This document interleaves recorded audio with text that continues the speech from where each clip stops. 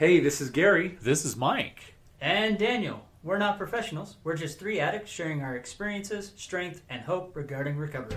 Having had a spiritual awakening as a result of these steps, we tried to carry this message to other addicts and to practice these principles in our lives. It is now recording. Excellent. Welcome to another episode of the 12th Step Podcast. I'm Mike. And I'm Gary. And this is Daniel. Well, hello. You both looked at me simultaneously. I don't know why, because Mike's the one Mike that started the conversation. But, well, you know what? We have an extra special Yes. episode today, and we have a little announcement. We're going to try something new. Mike, why don't you give us the big news? The big news. Drum roll, please. Oh, Oh, we do Nope. have a drum roll. Fantastic. no. The no. big. Okay, just so everybody, this is not a sign of things to come. All right, Let's start over. we're starting over. Oh my gosh. What a train wreck! How many buttons did you push? 4. Okay, here we go. You ready? No. Oh, wow. Wow. All right.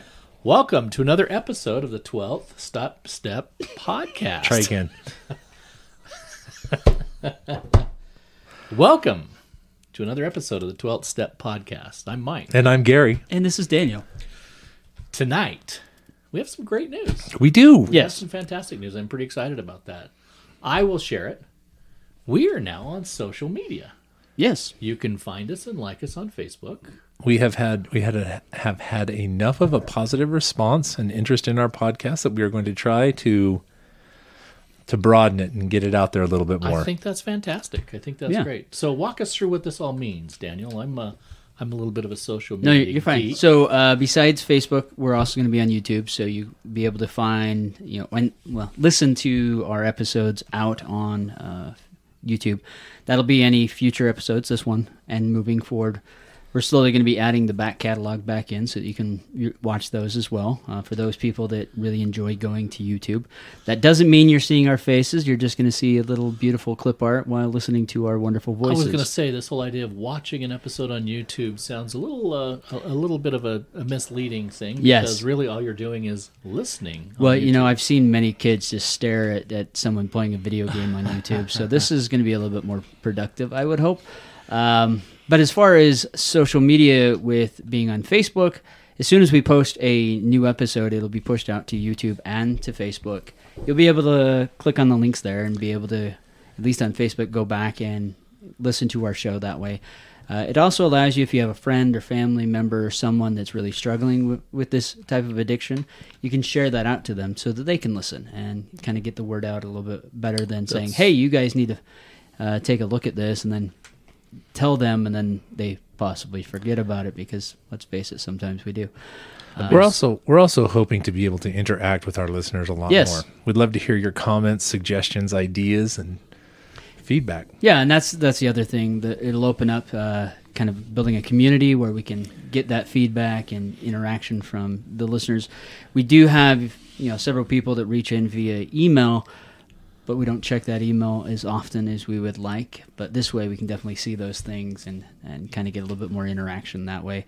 And not only that, we're hoping that this will allow people to share it and get in touch with more people. And, who knows, maybe there's a potential person out there that wants to come on as a guest or something like that on the show. Sure. And, Sure. that allows them to be able to see our content and listen to it and see if that's something that they're interested in. I think it's an exciting day. It is. I think it's an exciting day. That's for certain. Yeah. So like us on Facebook. Like us on Yes. Facebook and tweet us on Twitter. And Oh, we're not on Twitter yet. Oh, not on That's Twitter. okay. But we're really easy to find. Just look up 12th Step Podcast, either on YouTube or on Facebook, and you'll be able to find us. make sure we get the handle exactly right. Is it the 12th Step Podcast? Yes, or the 12th Step Podcast. And 12th is Is 1, 2, 1, 2, TH. TH. Yeah.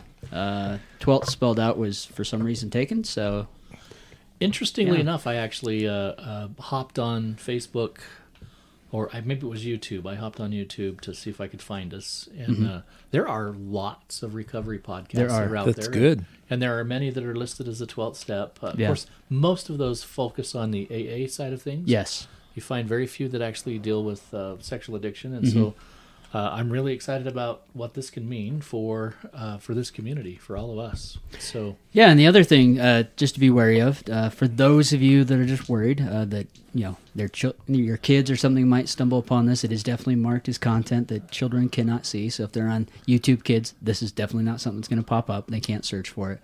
It's definitely marked for an older crowd, for adults and that. So you have to be 18 or older to get the content. sure. Just because of guidelines, because of the content we are talking about, it was required to market that way. So Makes sense. Yeah. Makes complete sense. Well, again, very exciting. Very exciting day for the 12th Step podcast and its crew. So really excited about that, what that could mean. We bring us up to date on some of the listeners. Right now, we're approaching a lot of downloads. yeah, I mean, so we've only been around a little over 2 years now. So we're almost at 10,000 downloads, which is quite a bit for a small little podcast like we've been, with no advertisement. We've done nothing. It's just been word of mouth and Yes. people finding us. And what's interesting about that is that while we may have a connection to a handful of folks in our own state, we're finding lots of folks not only not in our own state, but other surrounding states, but also out of the country, which Yeah, I think is yeah, really so- fascinating. We definitely we are an international podcast. We can actually say that because we are listened to around the world. That's So phenomenal. it's really exciting because when we first started, it was like, oh yeah, we know where that guy is because someone we met in our group or therapy, and Right. he's overseas. But it just keeps growing. We're listened to in multiple different countries around the world, which is pretty amazing. That's very exciting. Yeah. That's very exciting. What that tells me is that though this problem is universal and it exists, certainly doesn't recognize cultural or country boundaries. Yeah. It's exciting to see a group of people who are very interested in trying to find some answers for their own recovery. Yeah. I think that's very exciting, and I hope that we can continue providing something that's useful and valuable, so that our listeners can find some peace.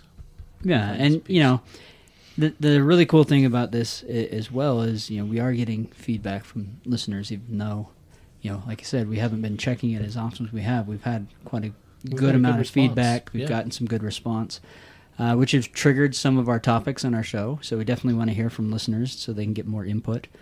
I know one listener asked, for us to bring on our combined therapist for a show, and I reached out to that individual because that therapist said, "Hey, sure, I'd come on, but I want to know specific things that individual wants to hear Right. So from." if you guys have any questions or ideas or subjects that you'd like us to explore, we can ask him. Yeah.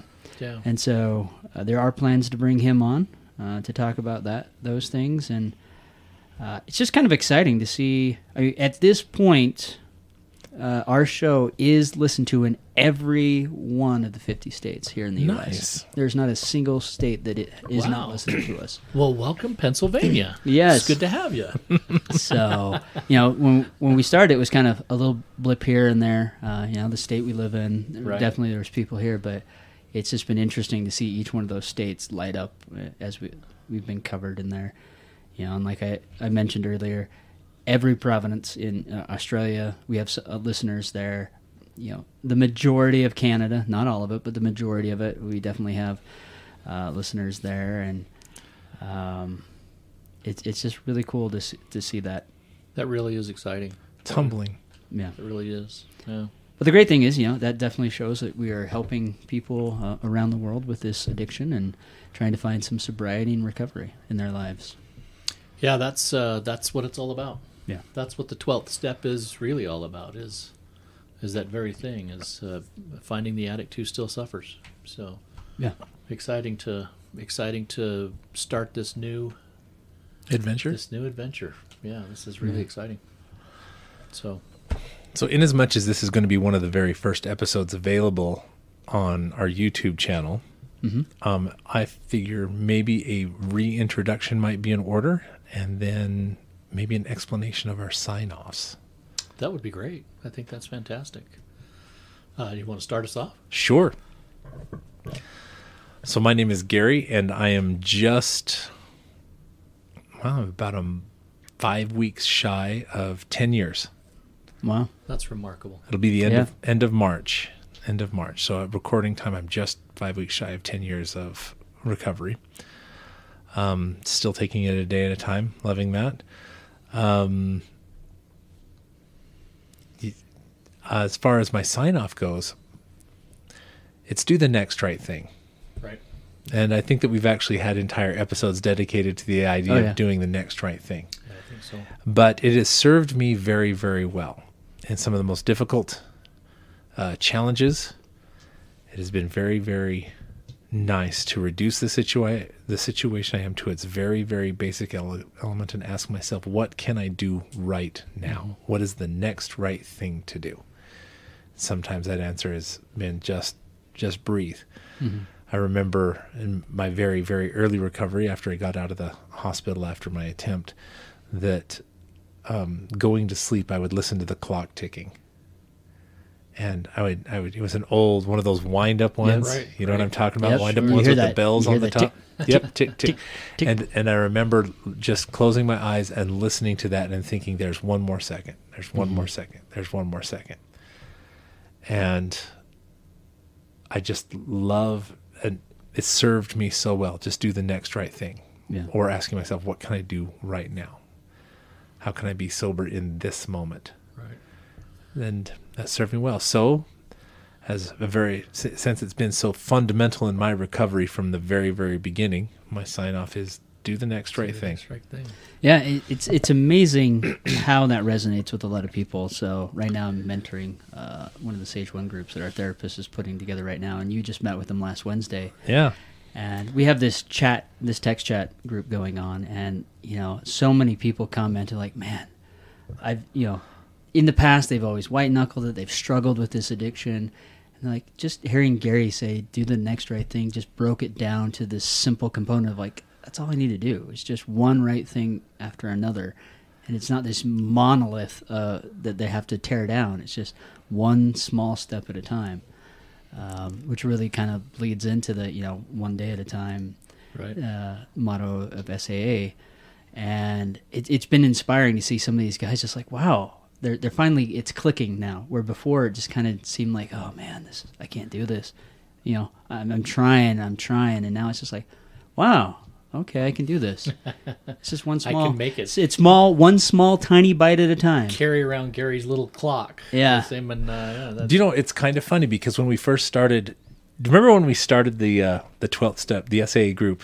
Yes. Here locally. Oh, how could I forget? Do you know what one of my favorite times about those meetings were? No. When we would have our moment of silence, and in the background I could hear the clock clock on the wall ticking. I loved that. And it just took me right back to that moment. I thought just how appropriate it was.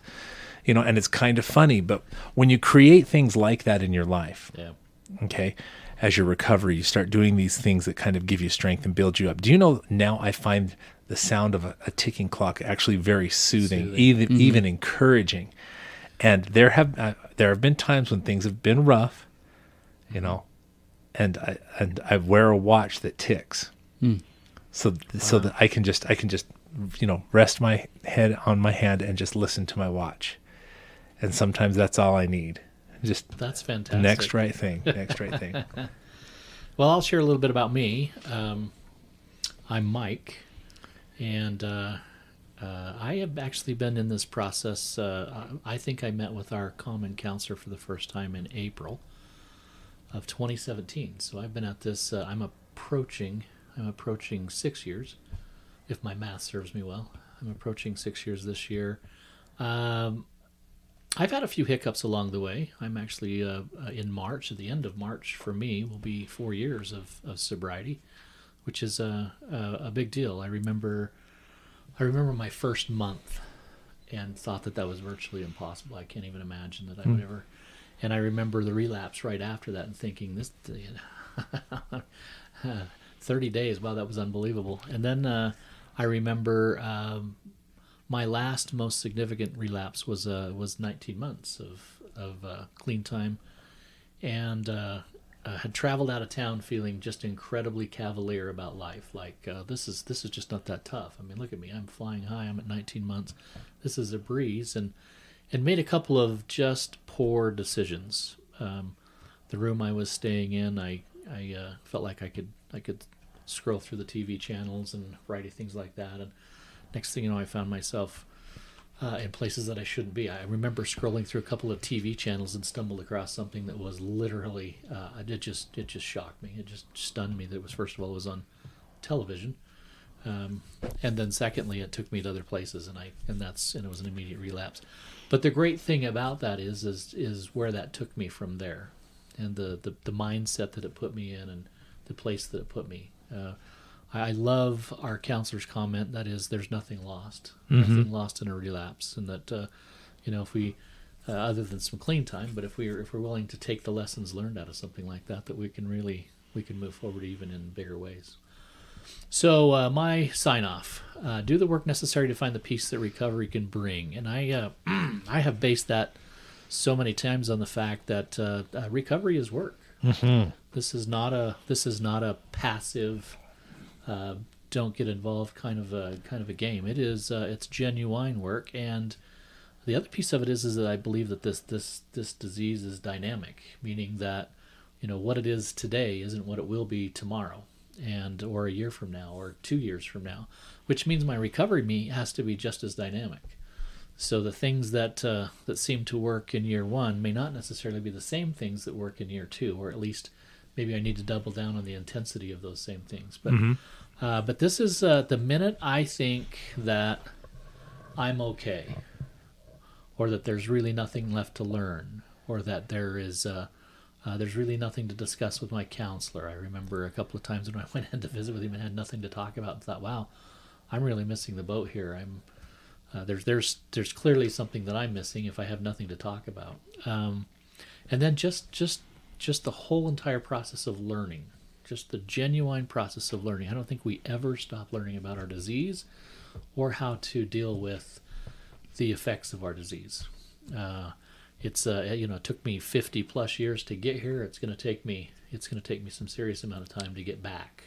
So that's my sign off. Do the work necessary to find the peace that recovery can bring, because peace is not that's not just given. Peace is earned and peace is created. And so, and then that takes work. That takes some serious amount of work. So for our friends all around the world who are listening to this podcast, if you believe that your recovery is some sort of a passive experience by just simply attending meetings and being what SAA calls a tourist. I think you have a lot to learn. It may be a place to start, but I think there'll be bumps along the road, and you'll be thinking to yourself, why can I not find any sobriety? And the answer to that will be I think the inward look is I have to, am I doing the work? Am I doing the amount of work? So that's where that comes from. So, and it's been good to me. It's been absolutely good to me. I relish the work concept of it all, because what it means is that I actually have some control of that. My addictive days, I remember so many times thinking to myself, I am never going to get out of this. God, where the hell are you at this particular time in my life? I really need this, and I have found nothing. And that those countless nights of crying out, thinking, man alive, I'm alone in this. I'm really alone in this. And this moniker, this idea that I can actually work harder and I can find the peace if I'm willing to put in the effort. So I like the word necessary that you use. Yeah, it presupposes that work is necessary. Yes, but it also communicates to me that there are certain things that are necessary to do whether you want to or not. Yeah. So, which is good. Yeah. So I love the message that it gives. You have to do work that is necessary, meaning you might not like it, Right. Yeah. but you need to do it. And it also tells us that work is necessary. You have to very actively engage. I love it. Yeah. There's some other interesting facts about that as well when you talk about the word necessary. I mean, how often do we find ourselves doing work on things that are unnecessary? Right. Right? And that just because we're busy doesn't necessarily mean that we're busy in something that's going to generate the kind of results that we're looking for in recovery. You can't just simply work your way out of this problem.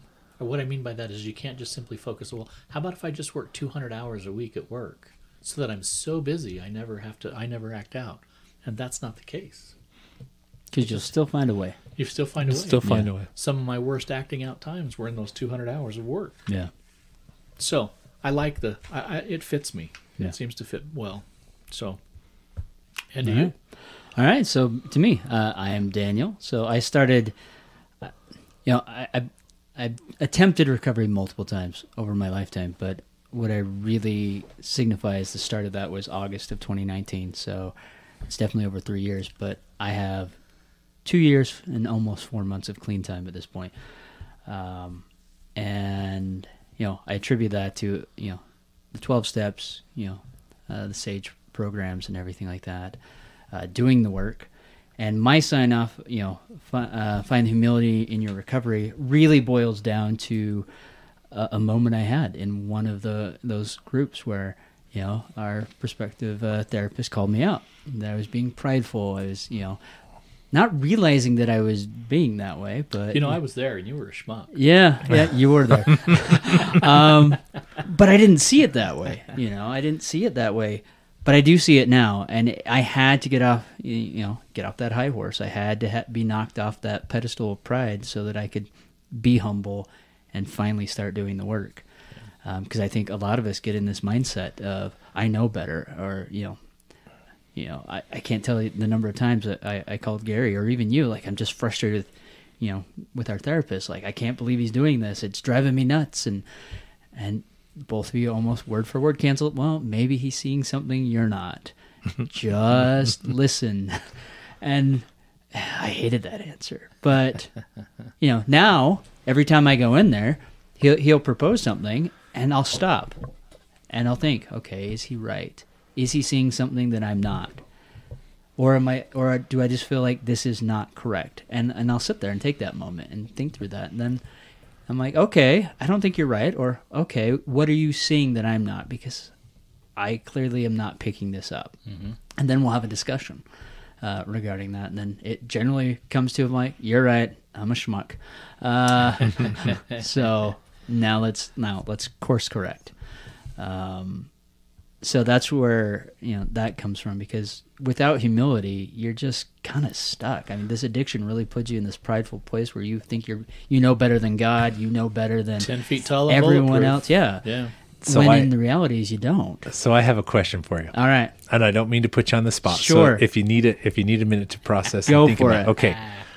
What did you define humility as when you started? And what is it today? And what is it today? Great question. Yeah. No, humility when I started was thinking, really, my belief was just going to doing the 12-step and being there and just listening to whatever was being thrown at me and just saying, all right, I'm a screw up. I can't get this right. I'm going to go try again. That was my version of humility. I find it interesting that you use the phrase "I'm a screw up," because I think a lot of people will express humility in the "I'm no, I'm not perfect. I'm this, that, or the other." In fact, in our universe, it actually comes out as very much a victim stance. Yeah. No, and that's what it was. And we equate that to being humble. Yeah, and that's definitely what it was. Where now it's like being open and realizing that maybe I'm not seeing everything. Mm-hmm. I don't know the right answer. Mm-hmm. I don't know, if I'm taking a step this way, maybe it's not right, and being willing to listen to other perspectives on that, and then evaluating that and seeing how I feel about that, and being humble enough to say, I don't agree with that, or, okay, what are you seeing that I'm not? Mm-hmm. So I think that's the biggest difference for me. And I see that a lot, even with some of these newer guys that come in that are that same way, and it's like, wow, I was there. Yeah. Mm-hmm. I'm gonna try and answer your question Sure. that Gary proposed from an outside Yeah, perspective. go ahead, if we can. because Because I, I've been there. I watched yeah. it, as I watched the whole thing. But I think that we all kind of go through it to some extent. So I think it's helpful for everybody to. But the thing that I think I remember the very, very most is this idea. And let's be clear, you've shared your story well enough on this podcast to know Yeah. where you've been. Yeah. You've had a rough life. Yeah. I mean, by most people's standards, you've had a rough life. A very traumatic life when you consider, and I think that was a crutch for you. Yes, it For was. the longest time, that was a crutch. And so the differences of the humility of Daniel from back then is this, I'm going to use this bad life that I've experienced as a crutch to now saying, yeah, but I'm a survivor. Mm-hmm. That's a different humility. It's an entirely it's a cleaner, more pure sense of humility. The idea beforehand was I'm a and how we define our story, right? I'm a victim. Yeah. I'm a victim of some really bad things that have happened in my life.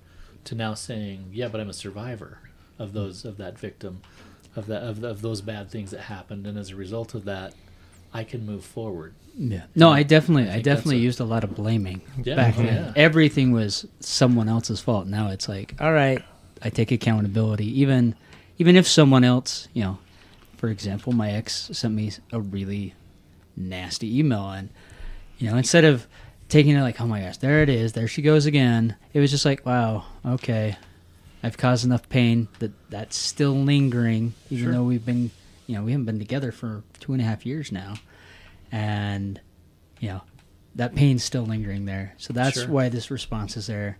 No point in retaliating back. Just keep it simple, respond, but leave the emotion out of it. Do you know the other piece of it too?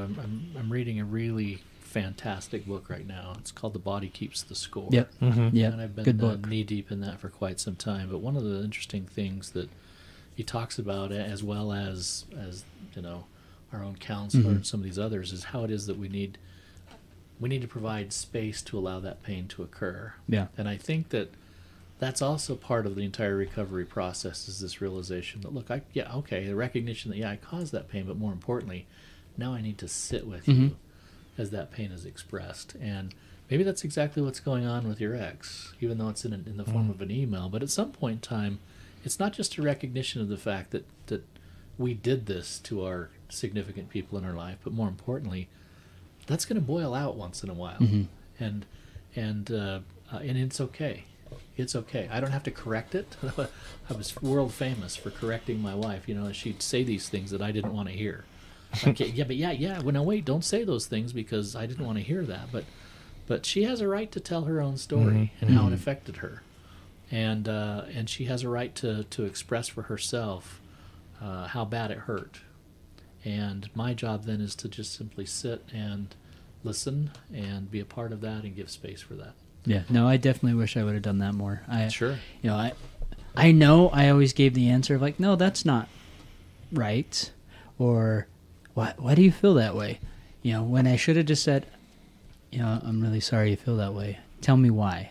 Tell me why you're feeling that way. What am I doing wrong, or what's going on in your world that's causing you to believe or think that? Yeah. I thought I was doing that, but I realized I wasn't doing that as well as I could have, because clearly I wasn't getting the response, and it was just fueling her anger more and more and frustration with me, and vice versa. I mean, it was going both ways, but I know a lot of it had to do with that crutch. It definitely was that crutch that I was holding on to. I remember, speaking of humility, I remember one of the very first sessions I had with Shane. I remember using the phrase, well, I'm humble, I'm teachable. And he looked at me. It's like, yeah, right. And then posed the question, then why do you resist trying this so much? It's like,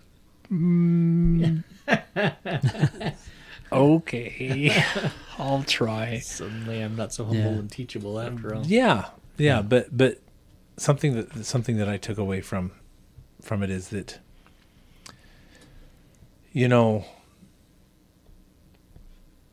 there is so much about recovery that I didn't understand in the beginning that I could only understand after having gone through it and done it for a while, and sometimes a very long while. Right. Yeah. Absolutely. You know what I mean? Oh yeah. And one of my favorite comparisons is that whole Mr. Miyagi moment. It's a Mr. Miyagi moment, you know. You know, my therapist is telling me to, you know, wax the cars or paint the fence or sand the floor, and I don't understand why. Sure. And It feels like child labor law. Yeah. It does. Yeah. But and the funny thing is that even if he wanted to explain it to me at Still the wouldn't beginning, get I wouldn't get it. Yeah. It wouldn't make any sense. And so it's better, you just need to do this. So as I've been kind of thinking of our sign-offs, I love you need to have the humility, okay? Then you need to be willing to do the work that's necessary, Yep. which is going to require a good deal of humility, Sure. you know, and Then do the next right you thing. just got to do the next right thing, whatever it is, even Yeah. if you don't understand it, or you just need to do that next right thing. So Yeah. Yeah, I think the messages of our sign-offs have really they've been good for our listeners, but they've really been good for me as well. Oh, yeah. Each one has created an impression in my mind over the last couple of years, and it's been very, very helpful. I mean, how many times have we sort of come to a crossroad in our own personal life and go, you know what? I know what I need to do. I need to do the next right thing. Yep. Gary tells me I'm supposed to do the next right thing. All right, I know what I'm supposed to do. I'm always supposed to tell you. I'll always tell you to do the next right thing, he and do always it says 9 that. times out of 10. If you stop and think about it, you know exactly You know what it is. Yeah. Exactly true. Then you have to be humble enough to do the work. Yep. Yeah. Well, guys, to all of our listeners, if you've been with us for a while, just on well, I was going to say on behalf of my fellows here, I just want to say thank you, and I'm sure Yeah. they feel the same way. Thank you so much for listening. We are so grateful and humbled that if there was something in our experience that has done you some good or prevented some evil, you know, it's Been well worth it. it's been so worth the effort. And find us on Facebook, find us on YouTube. Yeah. Like and subscribe, and share our Share our episodes stuff. out. I mean, it really has been humbling to see when we started. You know, we had a couple of downloads because of people we knew, and now here we are, 10,000 downloads later. People around the world are listening to us, seeking help in their recovery and listening to us, and we get emails that are really kind and gracious about the things that they've said. How it's helped them, how it's helped someone else they know, or whatever. So it's great to hear those things. So please share that. It definitely lifts our spirit and makes it so that we want to continue doing this. Yeah, I think the message of the 12th step is just that, to reach the addict who still suffers. So I think it'd be fantastic if we were twice as many downloads in half the time. Yes, that would be fantastic. So like If we can hit 20,000 by the end of this year, that would be that amazing. would be awesome. So with that, this is Mike saying, do the work necessary to find the peace that recovery can bring. this is Gary saying, do the next right thing. And this is Daniel saying, find the humility in your recovery. Thank you for listening to the podcast. We would love to hear from you. If you have any questions, thoughts, or concerns, or have any suggestions for future episodes, please contact us at 12steppodcast@gmail.com. That is 12th steppodcast@gmail.com. As a fellowship of recovering addicts, Sex Addicts Anonymous offers a message of hope to anyone who suffers from sex addiction. Check out saa-recovery.org.